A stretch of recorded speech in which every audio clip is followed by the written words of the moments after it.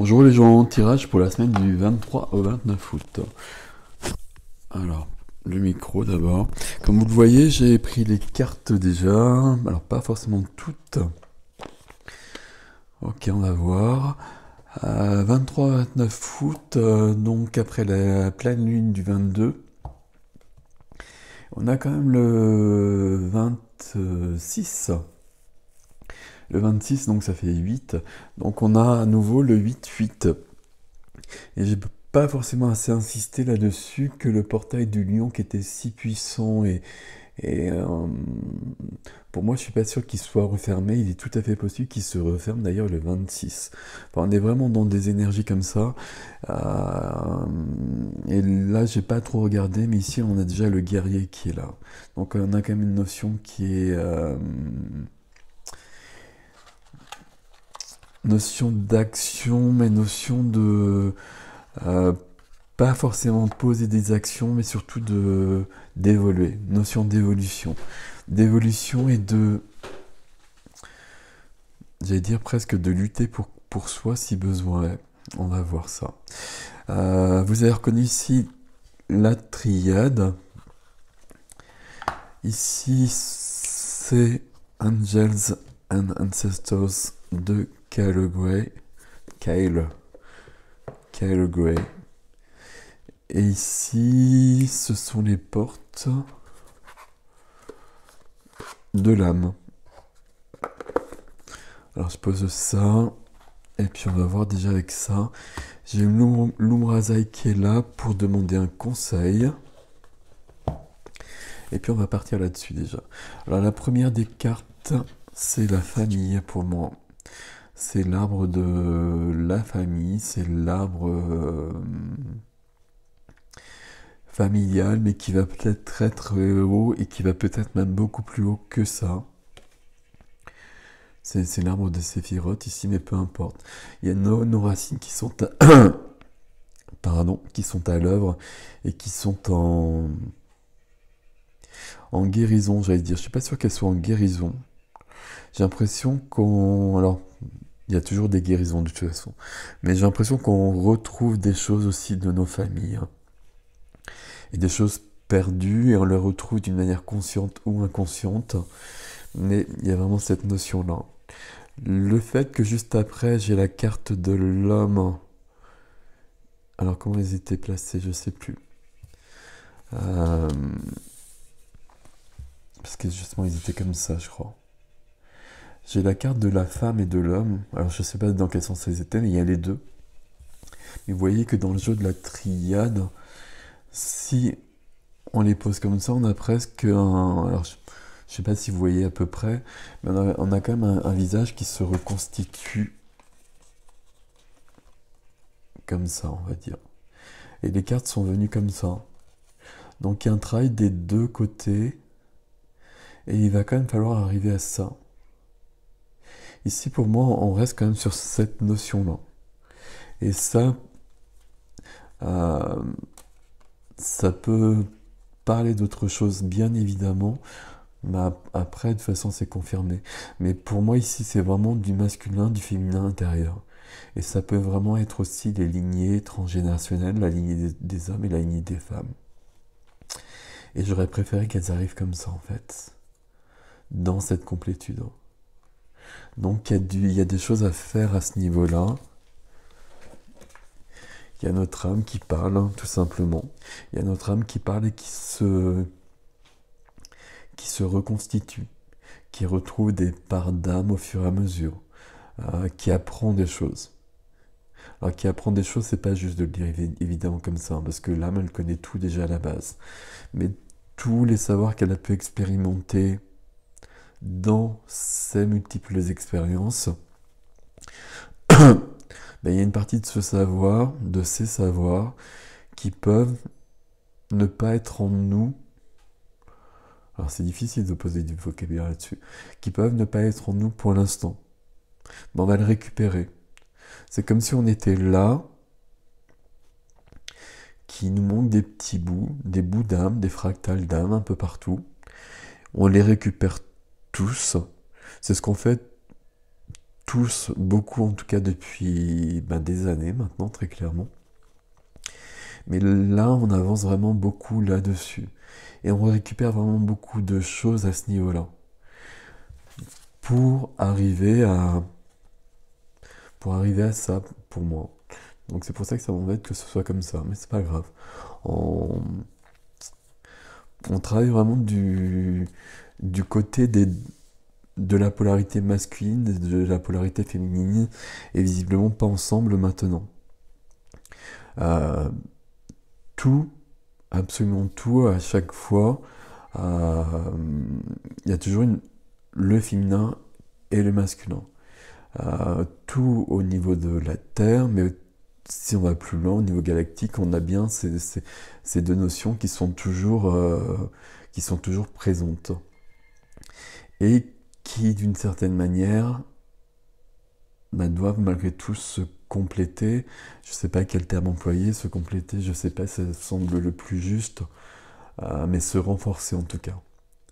Et l'une a toujours besoin de l'autre. Là, vous avez bien compris que je ne vous parle plus d'homme ou de femme, enfin, je vous parle de quelque chose de plus grand, et je vous parle vraiment de l'âme en fait. Hein.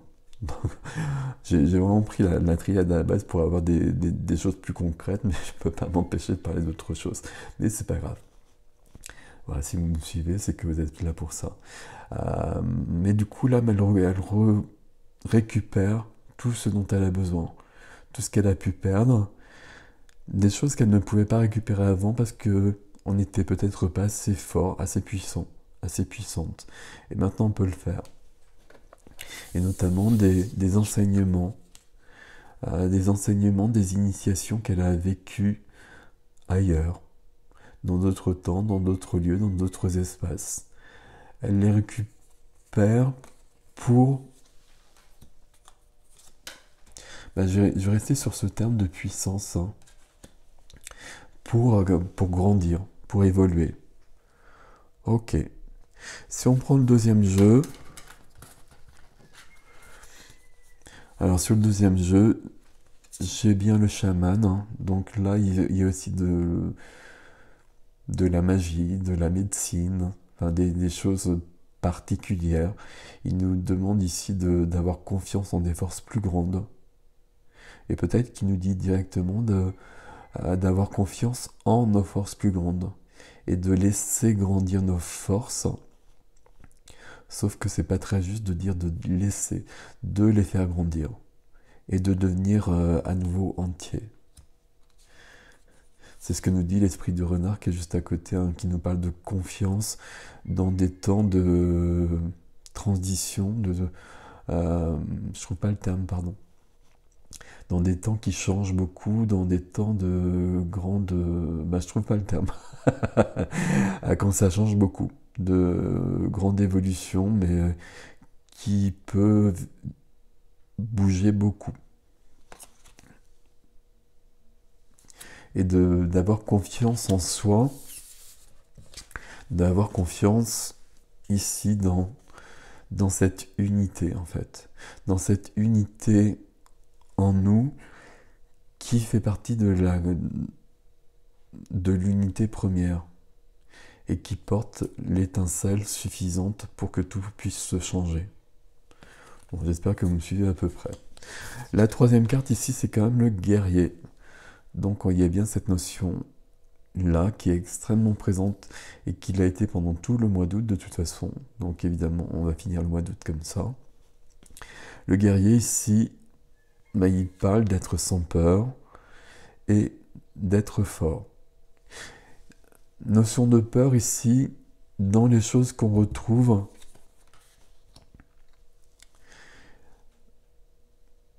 il y a des expériences, je vais le dire comme ça, des incarnations, on peut le dire comme ça aussi, où on a vécu des choses ombragées, sombres, et où il y a eu beaucoup de peur, et il faut retrouver ça.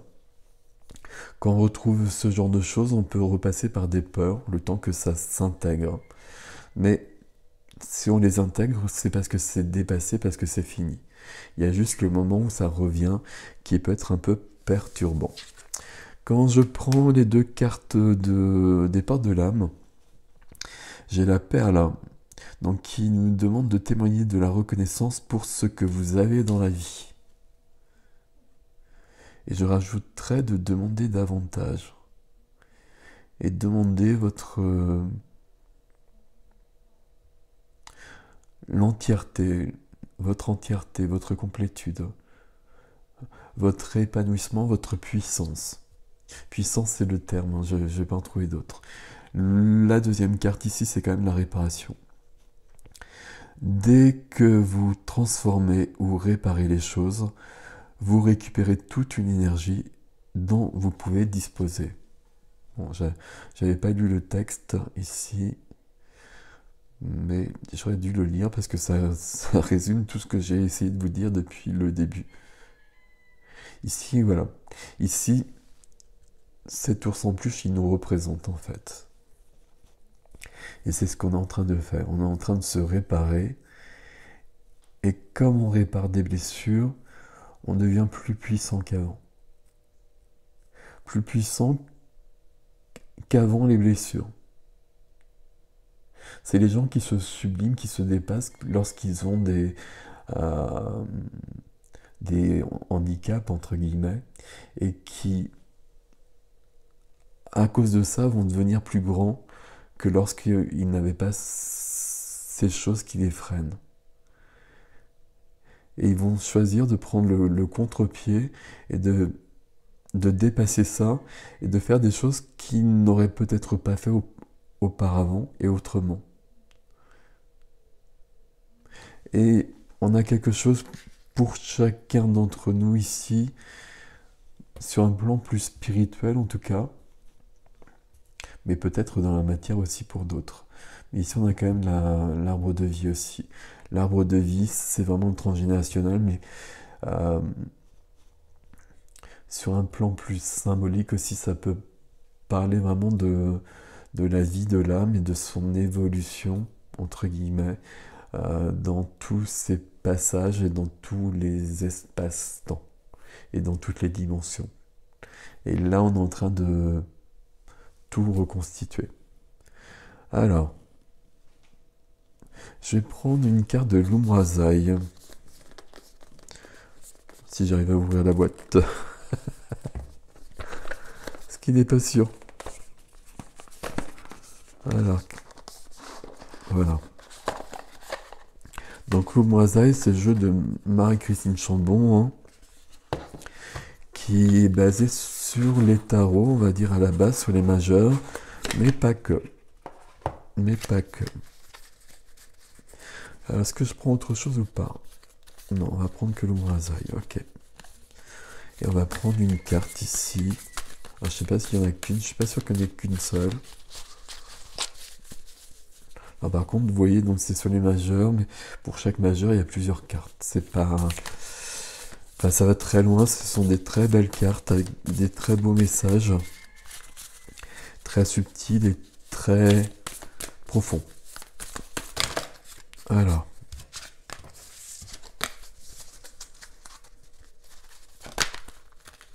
Ok, j'en ai une ici en tout cas.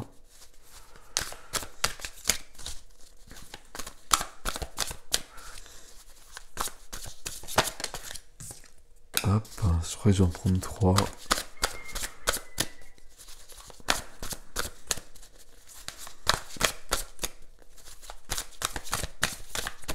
Alors j'en voudrais bien une autre. Donc ça je remets. J'en veux juste une autre s'il vous plaît.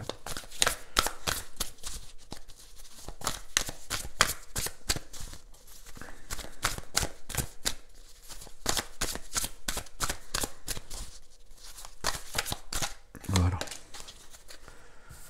Alors, je vais les lire dans cet ordre-là, puisqu'elles sont arrivées comme ça. Donc ici, on a le magicien.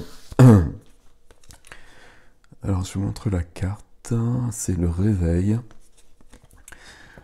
Tous les éléments sont prêts. L'œuvre est sur la table. L'apprenti se lève. Là, il y a vraiment cette notion pour moi que j'essaie de vous expliquer, j'ai bien du mal, où on récupère tous les outils que l'on a trouvés au fur et à mesure béton. Et là, on récupère tout et on va pouvoir tout faire. La deuxième, c'est la traversée. Donc, c'est basé sur le pendu. Chante tes louanges, écoute et éblouis-toi de tes merveilles.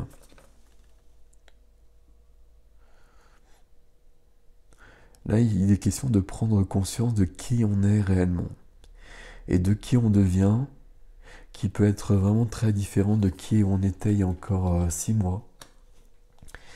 Et d'acter ça, d'acter simplement cette connaissance de soi, cette évolution de soi, pour, pour faire qu'un à tous les niveaux, au niveau de tous les corps, et que ce corps physique enregistre cette évolution aussi. Et qu'on puisse agir d'une manière différente et parler d'une manière différente, tout simplement parce qu'on est plus, et j'ai presque envie de le dire aussi simplement que ça, qu'on est plus qu'avant parce qu'on a récupéré des choses qui étaient à nous et qu'on n'avait plus. La dernière, c'est le papa, je me trompe pas, et c'est la bénédiction. C'est une bénédiction pour la terre, le ciel et pour moi, d'être l'homme, la femme que je suis. Donc, je vous montre d'abord la carte, le texte. La bénédiction et chacun est essentiel pour la terre. Et vous voyez qu'on retrouve l'homme et la femme ici en fait. Dans une complétude, alors je voudrais employer un autre terme, mais je ne trouve pas complétude, entièreté, dans quelque chose au niveau de l'âme qui redevient, alors qui redevient parce que c'est un processus, mais là il y a quand même pas mal de personnes, on va dire, qui arrivent sur une belle évolution au niveau du chemin et qui ont fait quand même beaucoup de boulot, et grâce à ça, les choses vont changer aussi à l'extérieur à un moment donné. Voilà les gens, je vous laisse avec tout ceci. Prenez soin de vous, à bientôt.